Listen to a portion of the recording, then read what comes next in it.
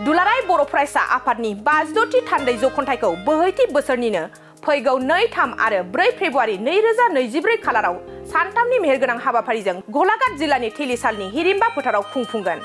बे जख'न्थाइनिनो गाहाय खुन्थियाखौ बर'नि गुबुन गुबुन धोरोमारि आफादनि आरज गाबनाय आरो नेमखान्थिनि गेजेरजों गायसननानै होयो आसामनि केबिनेट मन्थ्रि उरखावगोरा ब्रह्म आरो दुलाराय बर' फरायसा आफादनि आफादगिरि मुस्रि दिपेन बर'आ। बे हाबाफारिजोंनो लोब्बा लाखिनानै 52थि थान्दै जख'न्थाइनि बानजाय आफादनि मानगोनां आफादगिरि रमिय पि नार्जारिया मासि लानानै दैदेननायाव गेवलां सावरायमेलाबो जानानै थाङो। बेयावनो आसामनि केबिनेट मन्थ्रि उरखावगोरा ब्रह्मआ बिबुंथि महरै बाहागो लानानै हारिनि थाखाय गलाघाट जिल्लानि बर'फोरनि बिहोमानि सायाव गुवारै बिबुंथि लाखिनानै बिथाङा एबसु आरो बर' थुनलाइ आफाद जेराव बोसोरारि जथुमा खुङो बेयाव ओनसोलनि सुबुंफ्रा सांग्रांथि गोनां जालांगासिनो होननानै गावनि बिबुंथियाव दाजाबदेरनानै बुंबावो। दुलाराय बर' फरायसा आफाद आरो बर' थुनलाइ आफादा जेराव बोसोरारि जथुमा खुङो बेयाव ओनसोलनि सुबुंफ्रा सांग्रांथि गोनां जालांगासिनो दं होननानैबो उरखावगोरा ब्रह्मआ बिबुंथि लाखियो। जे फैगौ 2, 3, 4 फेब्रुआरि 2024 मायथाइनि बे सानाव सानथामनि हाबाफारि लानानै दुलाराय बर' फरायसा आफादनि 52थि जि बोसोरसालिया जथुम्मा बेवहाय गलाघाटनि थिलिसालाव जानो थांगासिनो दं। दिनै बेनिनो आङो अन्थाइ खाम्फा गायसननायनि मोनसे खाबु मोनदों गाहाय आलासि महरै आरो बेनि थाखाय आङो दुलाराय बर' फरायसा आफादखौ साबायखर बावो। मानो होनबा बे खाबुखौ आंनो होदों। बे गलाघाटआव थानाय बर' रायजो राजाफोर आरो बे ओनसोलाव थानाय गुबुन गुबुन हारि माहारिनि मददजोंनो बे जथुम्माखौ जाफुंसार जाहोनो हानांगोन आं बेखौनो आसा खालामो। बे ओनसोलनिफ्राय आसामनिनो सासे मन्थ्रि अजन्ता नेउग बायदेव बेबो दङ आरो बिश्वजित फुकन दङ।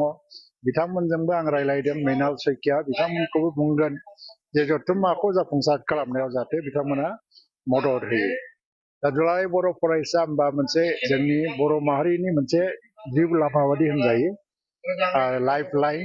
खारन जेसेबां माने सोमावसारनाय जालांबाय दुलाराय बर' फरायसा आफादनि दैदेननायावनो बयनिख्रुइबो लावसिन सोमावसारनाय जालांदों होननानै बुंजायो।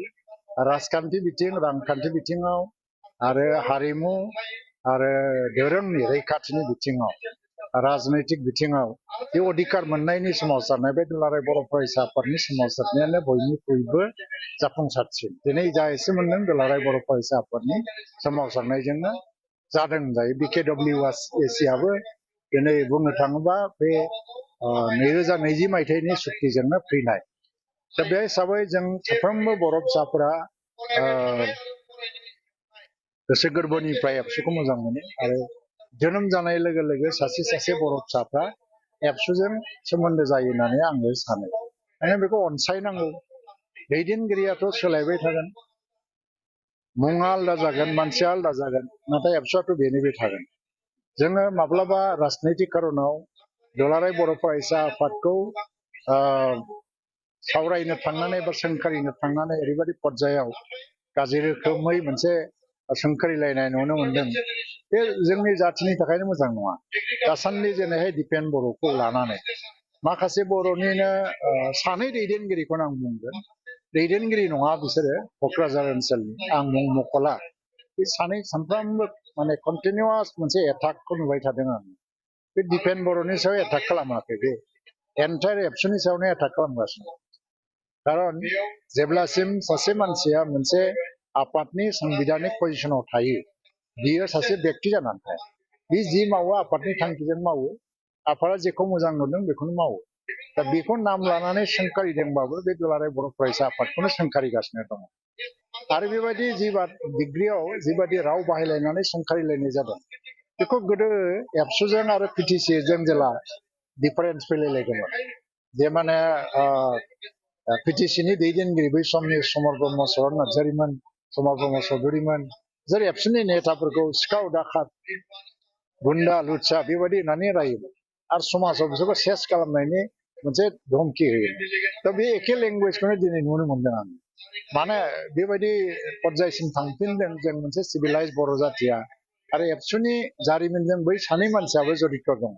बै समाव एबसुखौ रायनाय समाव बिसोरबो रागा जोंदों आरो मुर्ति सावहोदोंमोन बिसोरो, जाय एबसुखौ रायदों। नाथाय दिनैनि दिनाव सासे एबसुनि आफादगिरिखौ सोंखारिनायनि आगोल बेखौ मानो साननो हादिया जे दुलाराय बर' फरायसा आफादखौनो सोंखारिनाय जागासिनो। आङो बेखायनो दुलाराय बर' फरायसा आफादनि साफ्रोमबो मावथिफोरखौ बेबायदि थासारियाव गोख्रोङैनो गसंनो खावलायगोन आरो गोसो बायनोबो नाङा, गिनोबो नाङा। सासे सानै मानसिनि अनगायै दुलाराय बर' हारिया गोसो गोरबो सिंनिफ्राय सोरबा राजनैतिक अपोजिसनाव दंब्लाबो गोसो गोरबो सिंनिफ्राय खिन्थु दुलाराय बर' फरायसा आफादजोंनो दं। जियानो जा दिनैनि बे हाबाफारियाव दुलाराय बर' फरायसा आफादनि बै जानो गोनां जथुम्मा बेखौ जाफुंसार जाथों होननानै आङो मिजिंथियो आरो जाफुंसारगोनबो आरो फैगौ समाव आरो आं फैबावगोन बेखौनो खोथा होनानै दिनै आंनि बुंनांगौआ बेनो।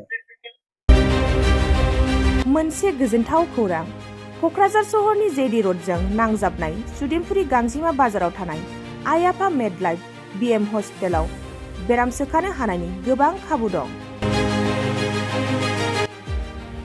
आइ आफा मेडलाइफ बिएम हस्पिटालनि फेसिलिटिफोरानो जाबाय medical laboratory, pharmacy, paediatrics, medicine, gynaecology, dental, urology, dental x-ray, play area, x-ray, sonography, अटि, आइसिइउ, एनआइसिइउ एबा पिआइसिइउ आरो आइ आफा मेडलाइफ बिएम हस्पिटाला 24 घन्टा जेब्लाबो खुलायै थागोन।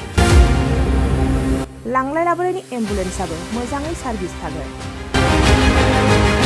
ओनसोलनि सुबुंफोरा बेराम आजारफोरजों भुगिनानै थाना दंब्ला थाबैनो नोंथांनि देहाखौ फाहामथाय लानो क'क्राझार सहरनि सुदेमपुरि गांजिमा बाजाराव थानाय आइ आफा मेडलाइफ बिएम हस्पिटालाव गोख्रैनो फाहामथाय लाफैनो हागोन।